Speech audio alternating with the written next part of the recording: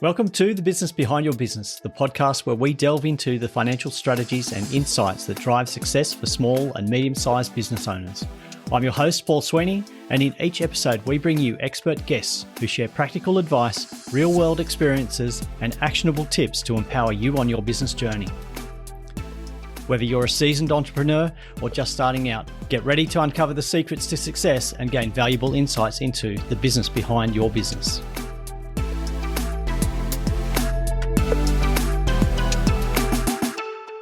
So most people start a business chasing freedom, flexible hours, control, building life around work, and then reality hits. The business needs you everywhere, decisions never stop, and flexible becomes always on. Today, we're getting honest about what creates a real freedom and what quietly destroys it, because if you are a business owner, you know that running a business is not all rainbows and unicorns. I'm Paul Sweeney, and this is the Business Behind Your Business podcast, where we're going to turn your big ideas into practical strategies for business success. By the end of this episode, you will have very clearly a way to spot the disconnect between the freedom that you expected and the burden that you're currently carrying, a short list of operational and financial risks that will show up when your growth outruns your discipline. We'll dive into what that actually means, and a simple boundary approach so that your flexible schedule stops turning into a 24/7 work cycle.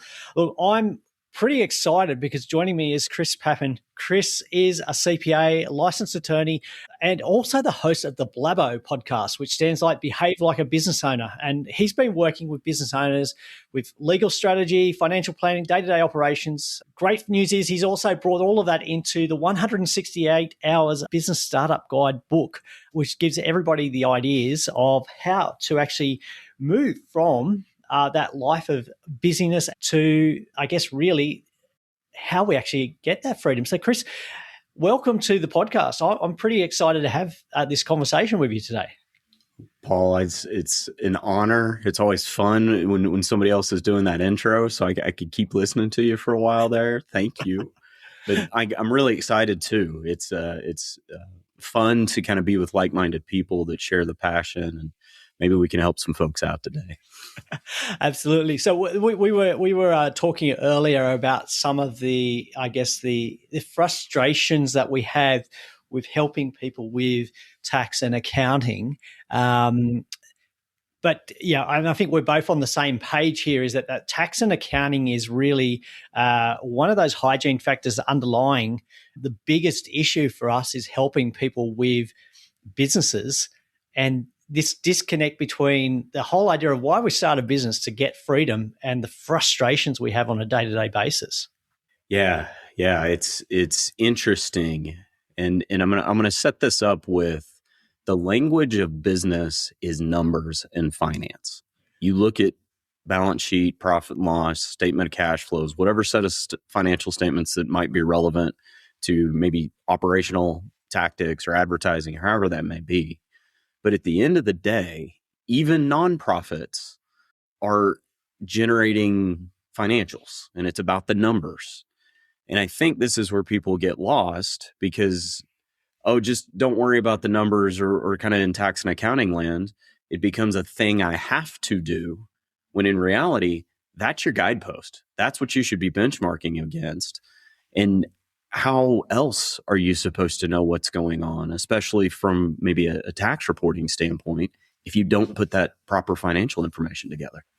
I think, that's a common thing that we see, or I've seen with a lot of businesses that have been starting. They've come in with this whole idea of what freedom is going to be for them, and they've really ignored that accounting and record keeping requirement. So when we get down the track 12 months and we're looking at, well, how are things traveling? They've got no way of actually knowing how they're traveling financially. So the question is, well, what do I need to do? I just work harder.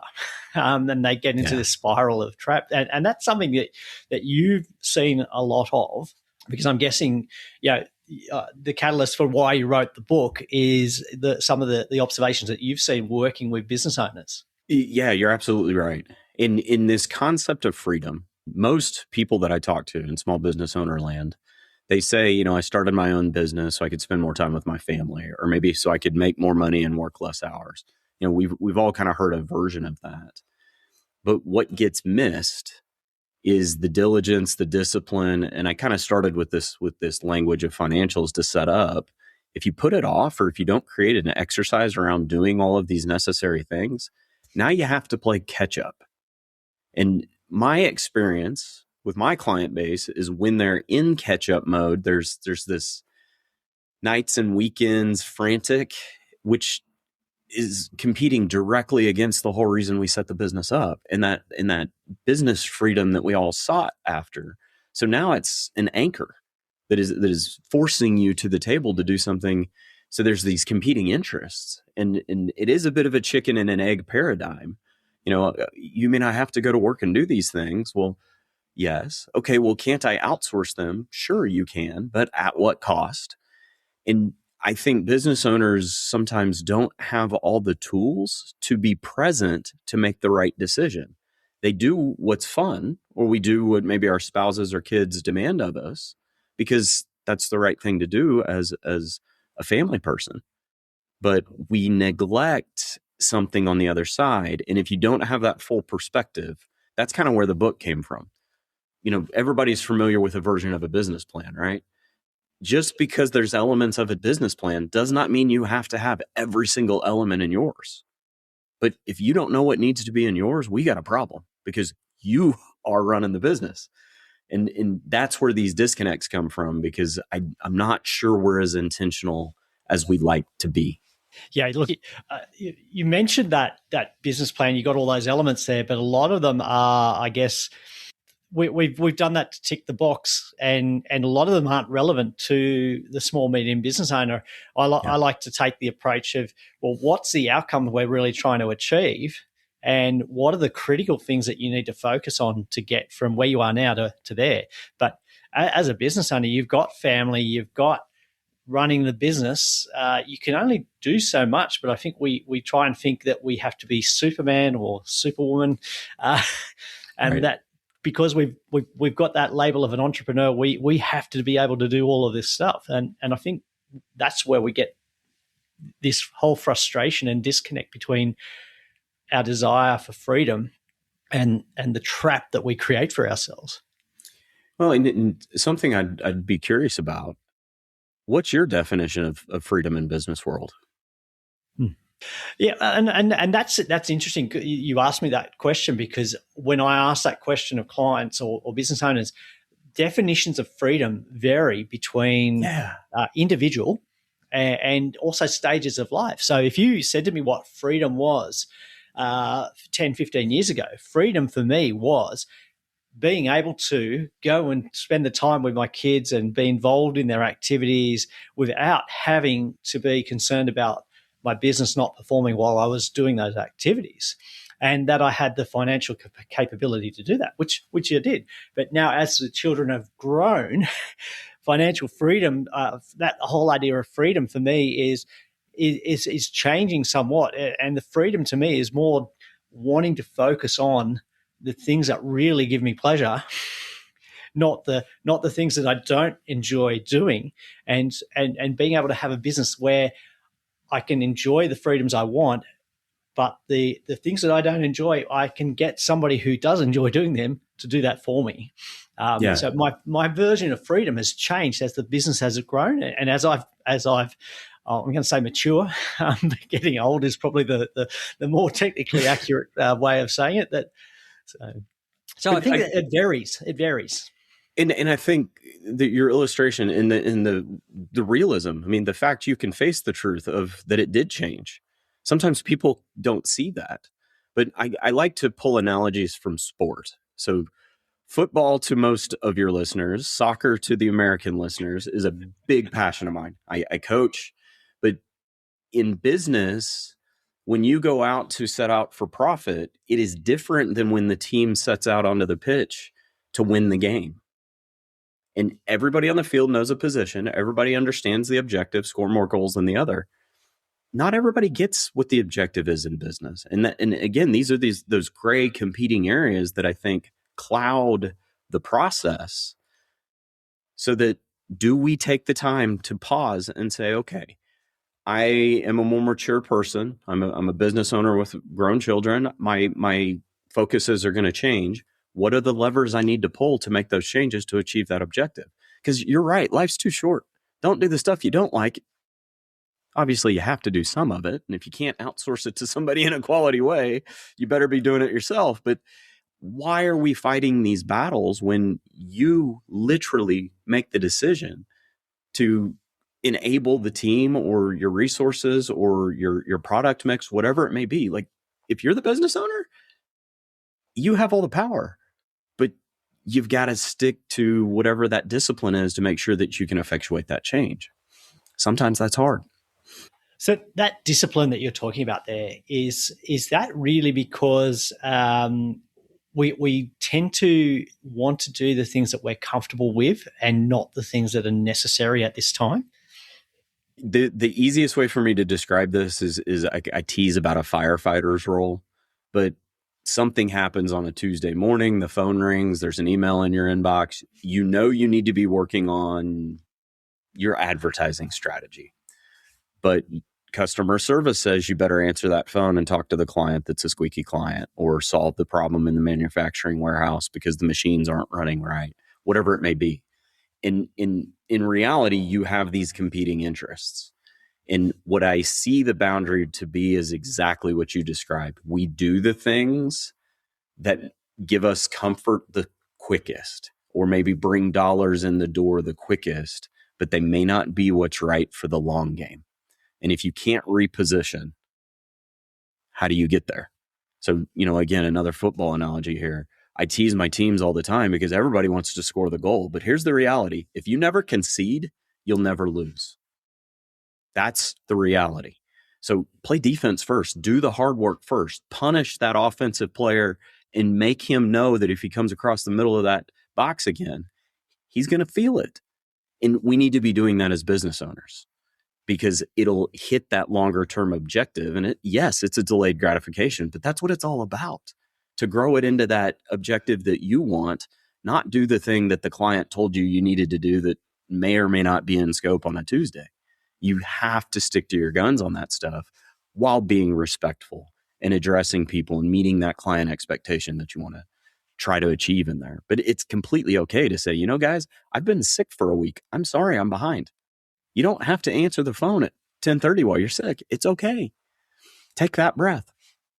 So I think what you're describing there is that, and we've got our activities, we're in control, and we choose how we spend that time. Really the issue isn't how much time we have, it's the behaviors that we're choosing to take as business owners. Yeah, you're spot on. And this is kind of the theme of the book. You, me, Lionel Messi. I mean, pick your athlete from the Winter Olympics that recently went on with all the different nations that came together. We've all got the same time. How you use it matters. And I kind of look at the mix. There's basically 3 blocks of time. There's rest and recovery, which is essential. There's family and outside time. And then you've got your business block. And those are going to shift a little bit. Maybe instead of 8 hours of business, it's 10 hours one day, and then it's 6 hours the next or something. But really, in an ideal world, if you go back, you can kind of use time blocking techniques to say, I have a certain amount of time to dedicate to a certain set of tasks. And I know that those tasks are going to take roughly half a day. I realize they may take, 4 hours and 10 minutes. Okay, you flex. That's where the flex is. But if you're setting your business up to where all you have done is pack in 10 hours every single day, all 7 days a week, where's the slack to think? Where's the slack to adapt? Are you actually planning properly? Because I know a lot of people that say, oh, I'm just going to keep grinding it out and grinding it out and grinding it out, more. To what end? Even an F1 car has to pit every now and then. And that's what business owners, I think, miss in these boundaries and flexes. And again, it's not a time blocking game. It's really not. It's about what's important to you and what are the things that you're doing today to get to those important structures in your business, for your team, for your community, for your family, however that may play out. If you're aligned, keep doing it. If you're not, then I think you need to take a breath and kind of realign to try to get that mix back to what's on target. And the business owners that take the time to reflect and step back, and I'm curious if you see this too, but for my client mix, those that create the space usually have a different result than those that don't. Do you see the same thing? Oh, absolutely. Absolutely. The ones that actually make time out or actually schedule time to be away from the business as well, they are the ones that, they've always got good energy levels. They're not, they're not run down. They're positive. They're looking for opportunities. But I just want to touch on one thing there. You mentioned 4 time blocks there, 4 different zones. And what I found really enlightening there is you've split out rest and recovery from family and outside. A lot of people would actually make that assumption and that jump and say, right, I've got my work time, I've got my family time or my rest time, which includes my family time. But as a father of 4, I can tell you that family time is not always rest time. So I like the way that you've actually said, well, hang on, don't bring those together. You've got to look after yourself as well. You've got to fuel the engine. You've got to make sure that you're recovering so that you can focus. And I think when you focus on yourself as well and making sure that you've got energy, you're able to deal with a lot of those things a lot better, those emergencies, and you've got a clearer mind for, okay, that client's rung up with this problem. Well, okay, we've had that problem 3 times this month.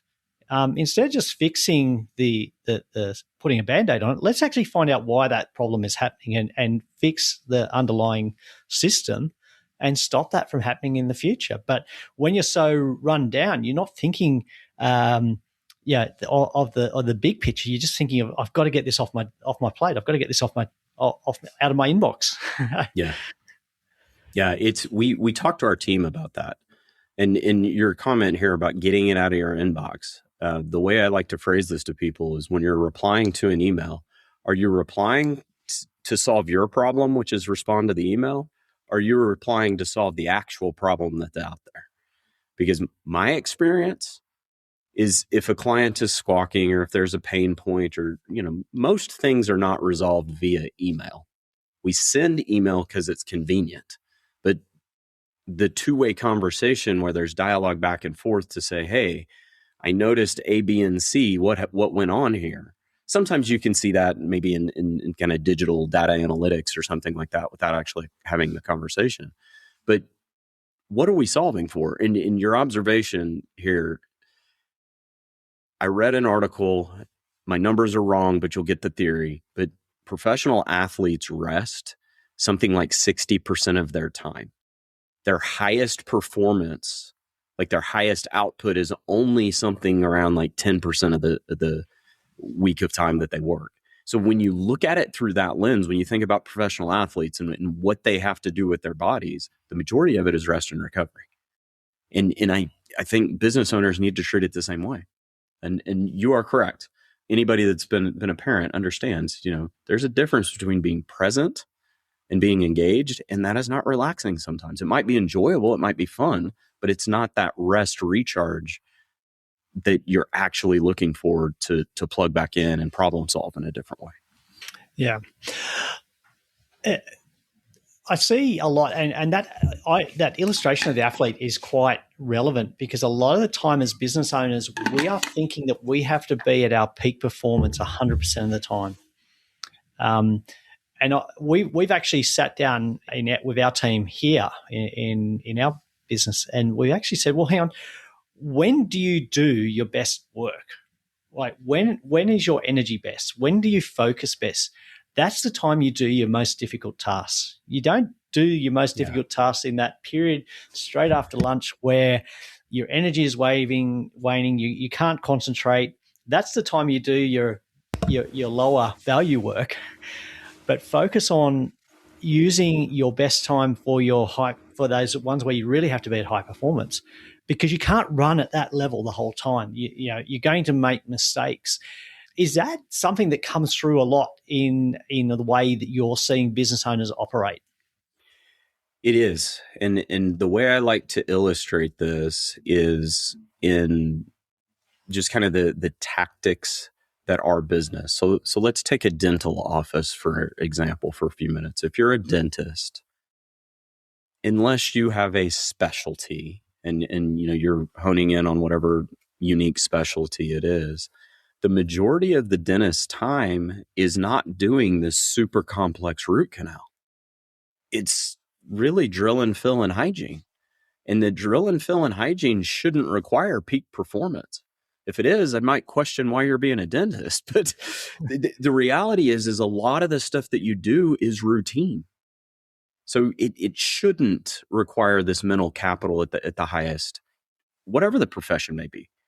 You do have to step up and you do have to meet those professional standards. So I think when you look through that lens, the illustration that you've got in the sense of when do you do your best work, you need to align your complex tasks there. I 1,000% agree with that.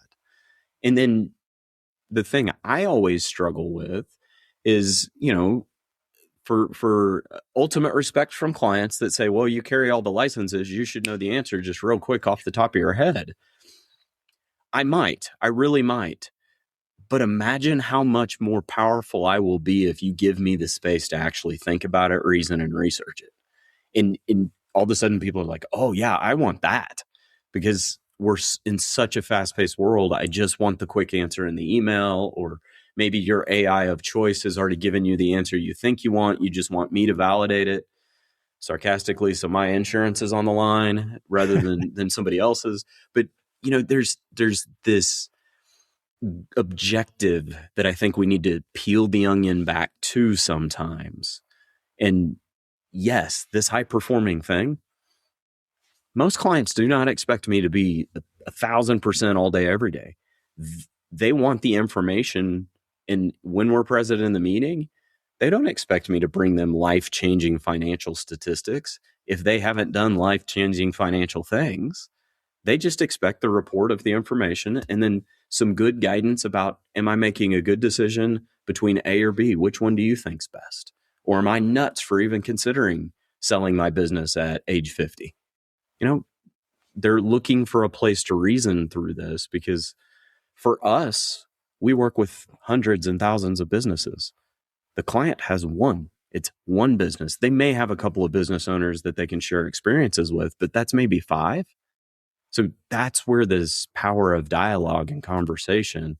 So going back to, no, they don't really expect you to craft that special something. They just want their perspective because you've seen it multiple times.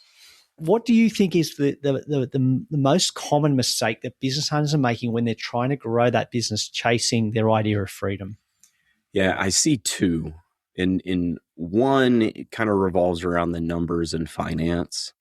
And it's a false sense of understanding, because most business owners are not financial experts.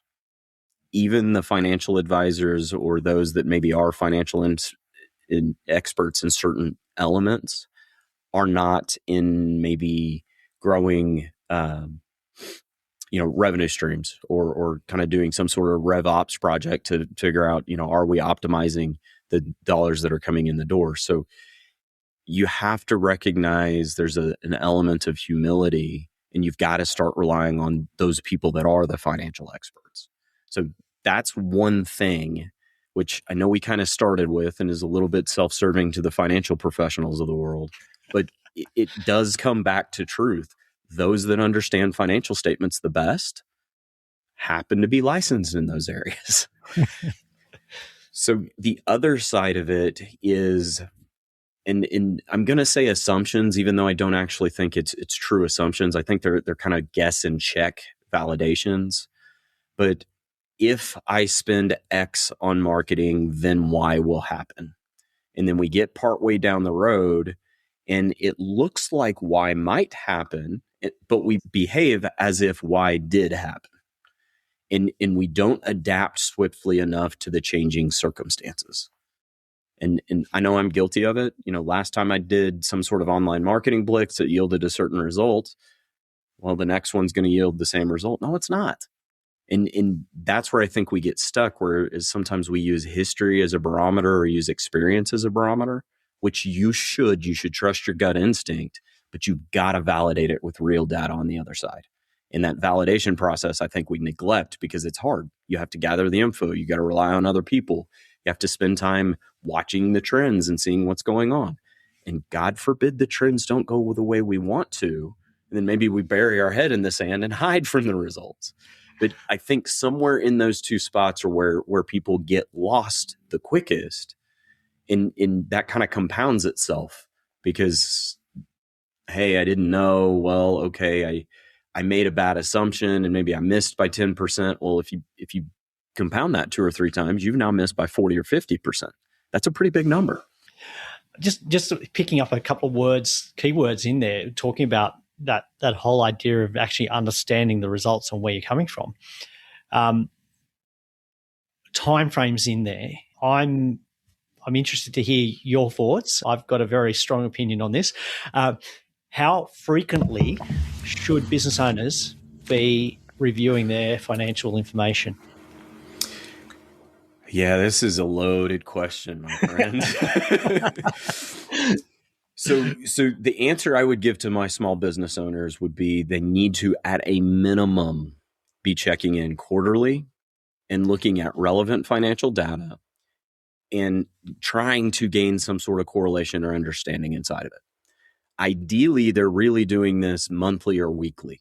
And maybe you don't need a full set of financials each week, but if you're looking at your bank account and you see $100,000 of deposits in a week, were those sales? Are those revenue? You should know that answer. And if you don't, something's missing. So it doesn't have to be this ceremonial sit down with your professionals and carve out all this time, but you should know this stuff on a regular. Most business owners I know log into their bank account all the stinking time on their phone, but they don't put the mental capital into correlating what's going on to the why or to the objectives. So what would you say is the answer to that? Because I'm curious what your answer is there. Look, again, absolute minimum of quarterly. And I often work when I'm advising clients on their strategy is 90-day periods or 3-month periods. So every quarter. Reality, I would really love to see business owners minimum monthly looking at their financial statements, because the more regularly you look at it, and I think maybe a week's a bit too short to get an overview, but a month is a good time to say, well, hang on, is that marketing strategy that we're paying for, we should be seeing an increase in sales if that's working correctly. But if we're not seeing any increase in sales, then maybe we should adjust that marketing strategy now, not wait for 3 months or 6 months, because we should have seen an increase in either inquiries or better, even better, sales during that period. So if we're not getting that, are we missing the mark? And if we fix that after 4 weeks, we're going to have a better result than if we fix it after 3 months. So that's my, I guess, what I'd really love to see. I know that that's not always feasible, but quarterly as an absolute minimum. I think by 12 months, you've missed so many opportunities.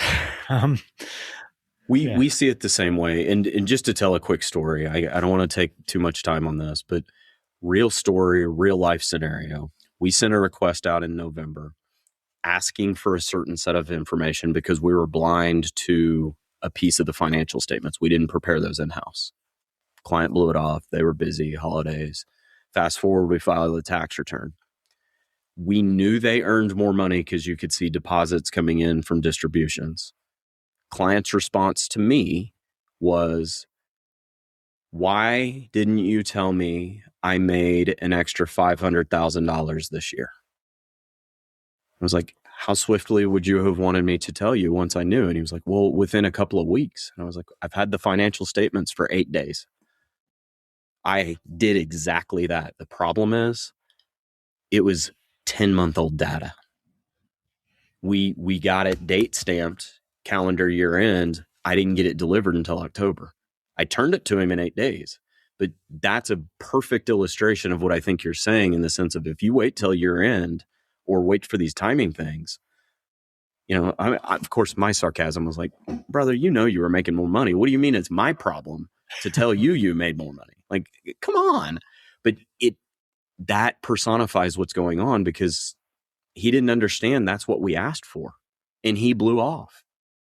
Some of that's on me, and fortunately we're having conversation to fix it, but we missed $500,000 in our planning. That's huge. That's life-changing money for this guy. Fortunately, he makes enough money. It's okay. But that story, I think, is going to make either people squirm, or they're going to say, yeah, I don't want to do that. Well, guess what? Quarterly's your cadence, folks. Absolutely. Look, I'm not going to say I'm going to meet yours and raise your story, but I'm going back to when I first started in accounting. Now, that's a while ago now, but this is pre-computer systems for small business, so pre-accounting packages for small business. And we were in Australia, for those listening in other countries, Australian accountants have, or tax agents have, 11 months to prepare the work. So a lot of clients will defer bringing their work into the last possible moment, which is natural. So we were preparing work for clients in May. The financial year ended in June, so 11 months later. And they thought they'd made this huge profit, but they'd forgotten about certain expenses. So they were actually trading unprofitably for that year, but we didn't give them the answers to tell them that they were trading at a loss for another 11, 12 months. And so they had another 12 months of trading at a loss. And back when I started, the interest rates on small business loans in Australia was 24%. Oh, that's painful. Yeah, so the pain of being unprofitable was compounded by the high costs of interest. And it really came down to, well, hang on, if we'd known this earlier, we could have adjusted our pricing or not proceeded with certain projects because we couldn't make a profit at that price. And that's why one of my passions is actually helping small business understand their financials and have a solid base to make those decisions going forward. Look, Chris, we could keep talking for hours.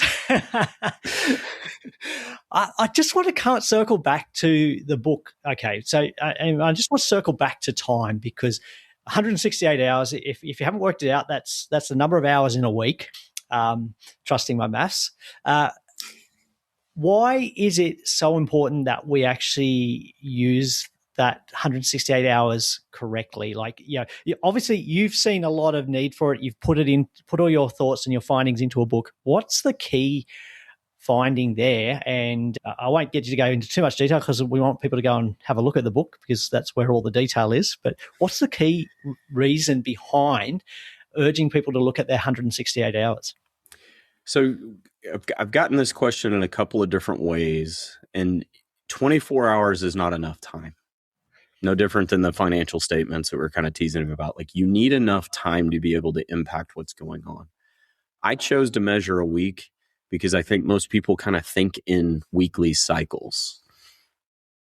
I've got to get the kids off to school. I've got a few things to do at the office. And then the weekend rolls around. We've got a few matches that we get to go to. And then we rinse and repeat. What you do inside of there, a lot of people, I think, benchmark against what they think they should be doing or what they see others do.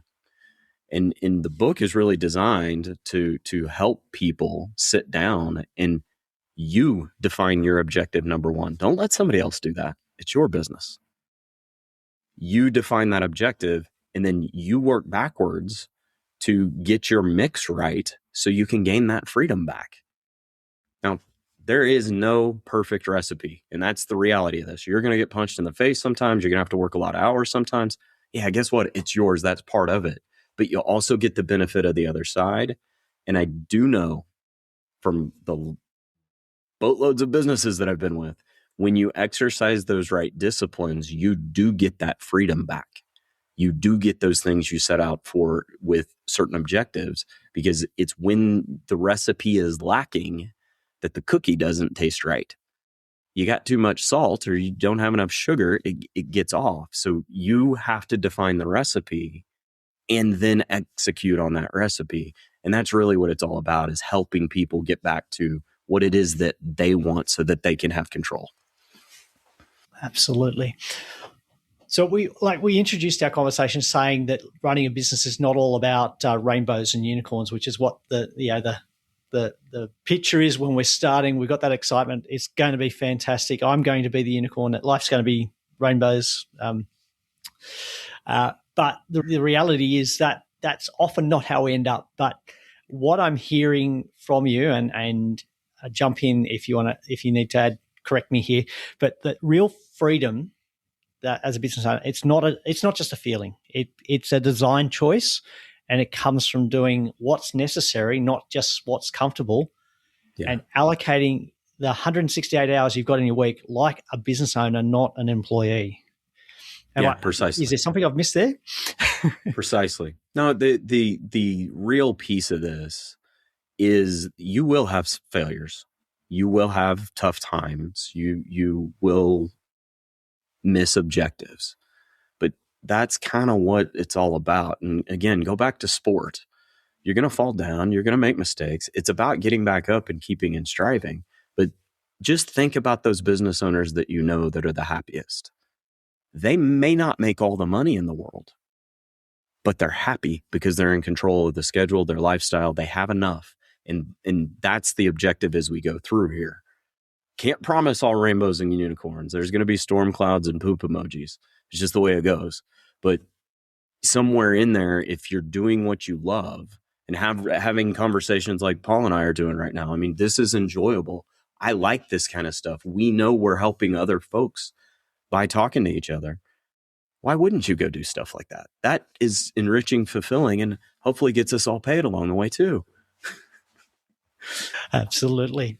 Look, it is a pleasure. And you mentioned helping other business owners is why we're doing this. One of the driving reasons why we're having these conversations to help you as a business owner. And look, if you know another business owner that could really benefit from this conversation, please share it with them. Don't keep it a secret. We work better when we help each other, and love to hear your feedback and comments. And look, I've really enjoyed my conversation with Chris today, and I'd love to hear how much you've enjoyed it as well. So please get in touch with us and let us know.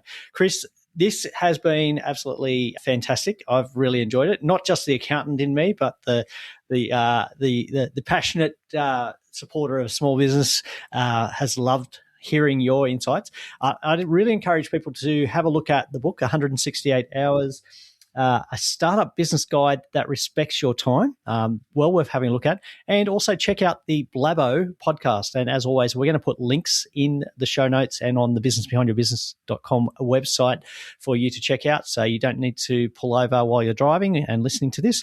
But Chris, again, thank you. It's been an absolute pleasure. Thank you for the opportunity and wonderful conversation.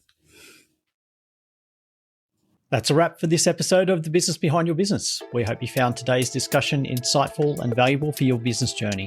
Before we go, don't forget to subscribe to our podcast on your favorite platform.